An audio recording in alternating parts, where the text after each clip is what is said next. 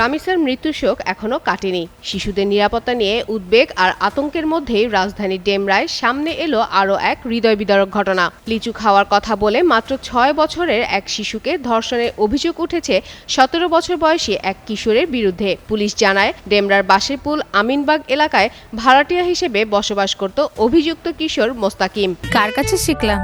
এই যে রাধুনী রেডিমিক্স গরুর মাংসের মশলা। গরু রান্নায় গুরু হওয়া কোনো ব্যাপারই না। পরিবারের সঙ্গে পূর্ব পরিচয় থাকায় ভুক্তভোগী শিশুটি ও তার ভাই প্রায়ই তার কক্ষে যেত।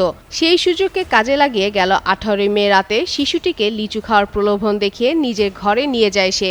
অভিযোগ রয়েছে, শিশুর ভাইকে খেলনা দিয়ে অন্য কক্ষে ব্যস্ত রেখে আলাদা কক্ষে নিয়ে ধর্ষণ করে অভিযুক্ত।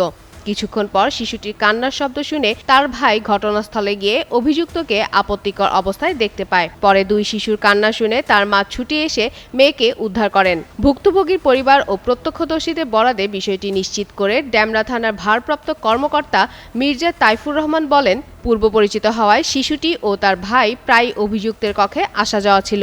১৮ মে সুযোগ বুঝে রাত 10:30টার দিকে অভিযুক্ত মোস্তাকিম লিচু দেওয়ার কথা বলে কৌশলে মেয়েটিকে সহ তার ভাইকে নিজের কক্ষে নিয়ে যায়। ওসি আরও বলেন, পরদিন ১৯ মে বিকেলে স্থানীয় উত্তেজিত লোকজন অভিযুক্ত কিশোরকে এলাকায় দেখতে পেয়ে আটক করে মারধর করেন। খবর পেয়ে ডেমরা থানা পুলিশ ঘটনাস্থলে গিয়ে তাকে উদ্ধার করে প্রাথমিক চিকিৎসা শেষে গ্রেপ্তার করে। এরপর বুধবার দুপুরে তাকে আদালতে পাঠায় ডেমরা থানা পুলিশ। পরে একই দিনে বিকেলে অভিযুক্ত কিশোরকে শোধনালয়ে পাঠানোর নির্দেশ দেয় আদালত।